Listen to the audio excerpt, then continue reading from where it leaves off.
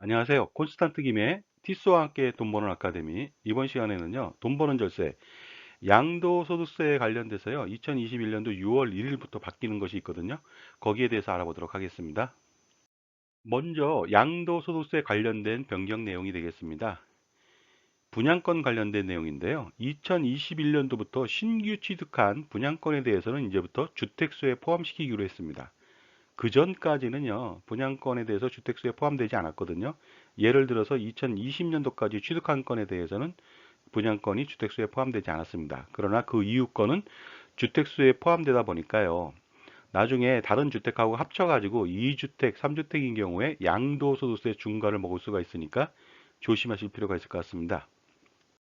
양도소득세법 변경 내용 두 번째는요, 바로 2년 미만 보유주택에 대한 양도소득세율을 강화시켰다는 것이 되겠습니다. 그래서 보유주택에 대해서는요, 조합원 입주권하고 분양권까지 포함해서 1년 미만 보유한 다음에 양도했다. 그럼 무려 70%의 양도소득세를 부과합니다. 1년 이상 2년 미만인 경우엔 60%가 되겠습니다.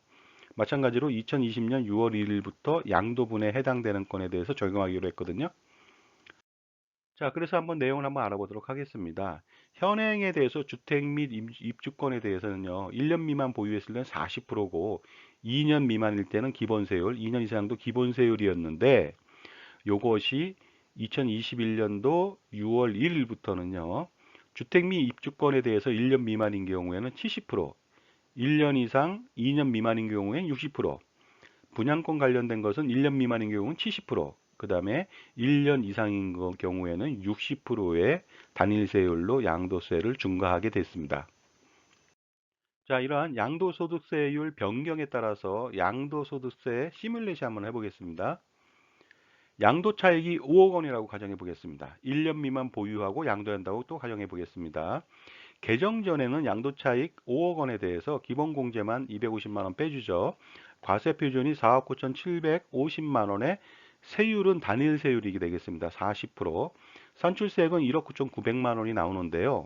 이것을 2021년도 6월 1일 이후에 1년 미만 보유하고서 양도했다. 그랬을 때는요, 과세 표준은 동일한데 세율이 70%가 되겠죠? 따라서 산출세액은 3억 4,825만 원에 되다 보니까요, 그 2021년도 6월 1일 이후에 개정된 것을 적용하다 보면 전에 비해서 1억 4,925만 원이라고 하는 양도세를 더 물어야 된다는 것이 되겠습니다. 2년 미만 보유 시도 마찬가지가 되겠습니다. 개정 전에는요, 그 과세표준 4억 9,750만 원의 기본세율을 적용하다 보니까 산출세액이 1억 7,360만 원 정도가 나왔거든요. 근데 개정 후에는요, 그 단일세율 60%를 적용하다 보니까 무려 산출세액이 2억 9,850만 원이 나와서 전에 비해 1억 2,490만 원이나 더 물게 되었습니다. 자, 그 다음 양도소득세법 변경 내용 알아보도록 하겠습니다. 이번에는요, 조정 대상 지역 내 다주택자 양도소득세율 중과 적용 내용이 되겠습니다. 2주택자인 경우에는요, 기본세율 플러스 20%의 중과세율을 적용하고요. 3주택자 이상인 경우에는요, 기본세율 플러스 30%가 되겠습니다. 마찬가지로 2021년도 6월 1일부터 양도분에 한해서 적용하게 되어 있는데요. 전에 비해서 10%씩 다 가산됐다고 보시면 되겠습니다. 이에 따라 양도소득세 시뮬레이션 한번 해봐야 되겠죠?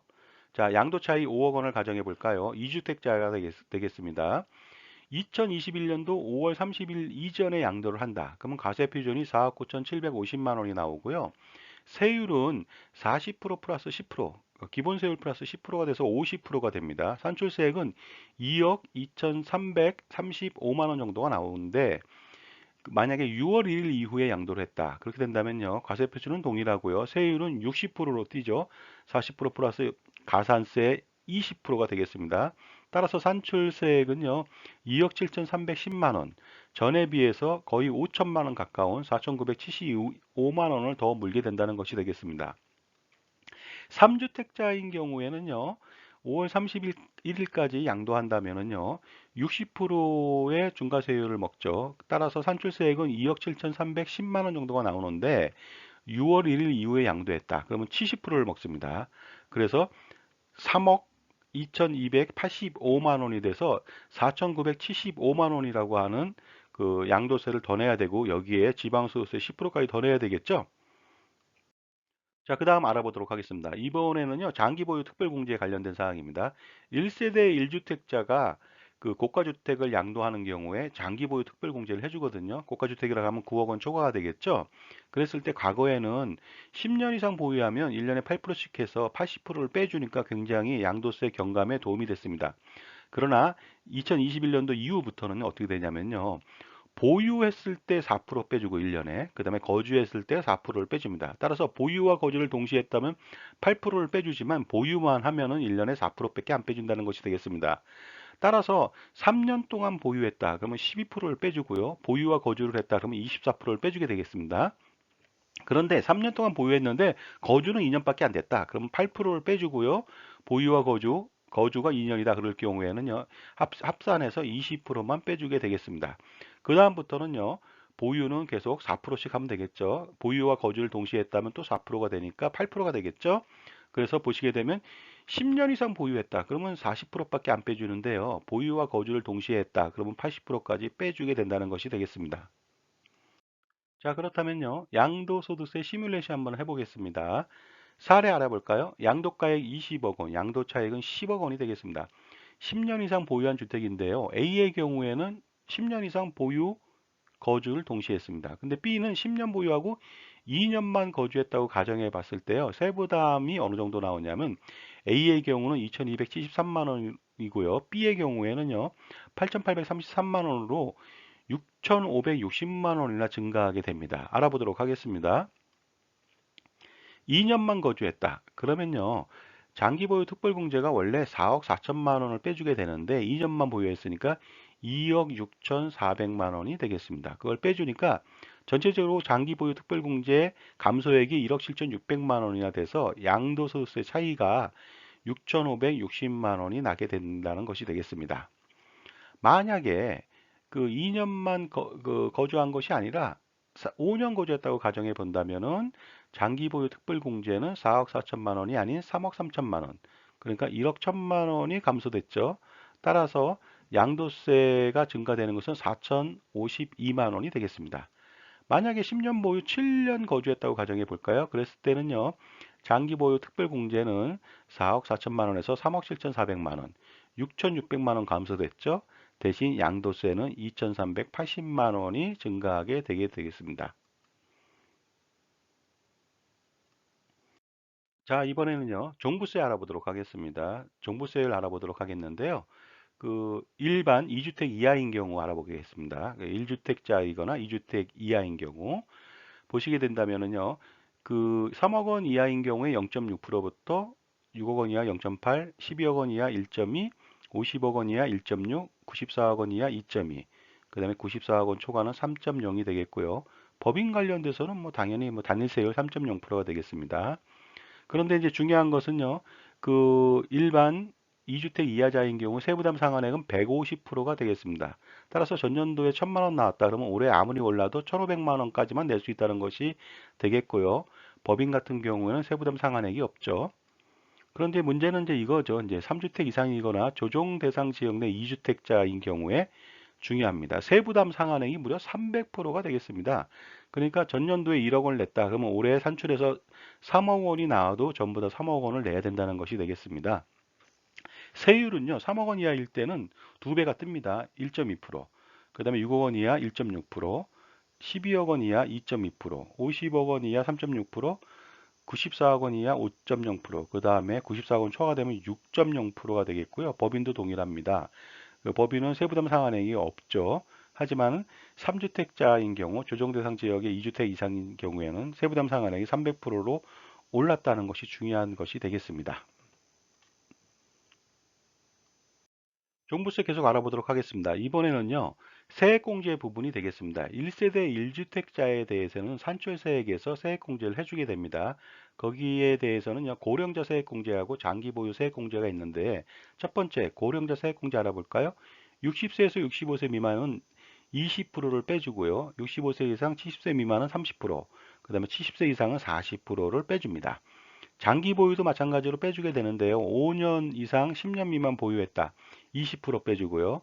10년 이상 15년 미만이다. 40%, 15년 이상일 땐 50%를 빼줍니다. 따라서 70세 이상이고 15년 이상 보유했다. 그러면 합쳐서 90%를 빼준다. 그건 아니고요. 한도가 있죠. 공제 한도는요, 80%까지 빼주게 된다. 결국 뭐냐면요, 그 산출세액이 1,000만 원이 나왔다. 그런데 70세 이상이고 15년 이상 보유했다. 그럼 80%를 빼주니까 800만 원을 빼주고 실질적으로 종부세 부담액은 200만 원이 된다는 뜻이 되겠습니다. 자, 그 다음에 계속적으로 알아볼까요? 그 종부세 법인이 보유한 주택을 팔았을 때 양도소득세를요, 과거에는 법인세 플러스 10%를 부과했습니다. 중과세율이 10%였는데 이제는 어떻습니까? 법인세 플러스 20%가 되겠습니다. 따라서 법인세가 10%에서 최고 25%까지가 되다 보니까요. 25% 적용되는 기업은 45%의 양도소득세를 부과한다는 것이 되겠습니다. 자, 이번에는 주택 취득세를 알아볼까요? 1주택을 샀습니다. 그랬을 때는요. 조정 대상 지역이든 비조정 대상 지역이든 주택 가액과 주택 평수에 따라서 1에서 3%의 취득세를 부과하면 됩니다. 납부하면 되겠죠? 근데 2주택제를 샀다. 이렇게 됐을 때는요. 비조정 대상 지역에 있는 주택을 사는 경우에는 그대로 1에서 3%지만 조정 대상 지역에 있는 주택을 샀는데 두 번째 주택이더라. 그랬을 때는 8%로 급등합니다. 그 다음에 세 번째 주택을 샀다. 3주택자가 됐다는 거죠. 그랬을 때는요. 조정 대상 지역은 12%, 그 다음에 비조정 대상 지역은 8%의 취득세를 물게 됩니다. 물론 법인이나 단체나 4주택자 이상인 경우에는 무조건 12%가 되겠습니다. 그리고 여기에다가 뭐 교육세 등 그 합친다면은 그 토탈 13.4%라고 하는 엄청난 중과를 먹게 됩니다. 자, 이번에는요. 그 취득세와 관련돼서 이번엔 증여했을 때 취득세 알아보도록 하겠습니다. 조정 대상 지역 내에 3억 원 이상의 주택을 증여하는 경우에 주택 보유수에 따라서 취득세가 달라지게 됩니다. 보시게 되면요. 현행에서는 그 1주택자이든 2주택자이든 3주택자이든 법인이든 관계없이 그 취득세 3.5% 하고요. 농어촌 특별세 0.2%, 지방교육세 0.3%, 토탈 4%를 부담하면 됐는데 이제부터는 증여했을 때는요. 1주택자가 증여하는 경우는 그대로 4.0%지만은요. 2주택 이상자가 증여를 한다. 그랬을 때는요. 그 취득세 12.0% 플러스 농특세랑 지방교육세까지 합쳐갖고 토탈 13.4%의 고이율을 적용한다는 점도 유의하시기 바랍니다. 자, 임대주택 관련돼서 각종 혜택들이 좀 있었는데 여기에 대해서 좀 바뀐 부분이 있겠죠. 보시게 되면요. 그 단기 임대, 단기 민간 임대주택 4년짜리 그것은요. 이 매입 임대인 경우 폐지했고요. 건설 임대도 폐지했습니다. 장기 임대도요. 보시게 되면 장기 일반 민간 임대주택 8년 이상 할인해주는 것은 유지는 됐으나 아파트를 임대하는 경우에는 폐지했습니다. 나머지는 그대로 유지됐으니까 참조하시기 바랍니다. 자, 지금까지요. 2021년도 6월 1일 이후에 양도소득세 관련돼서 변경되는 부분들 알아봤고요. 그 다음에 장기보유 특별공제라든가 아니면은 그 취득세 그리고 종부세에 대해서 알아봤습니다. 감사합니다.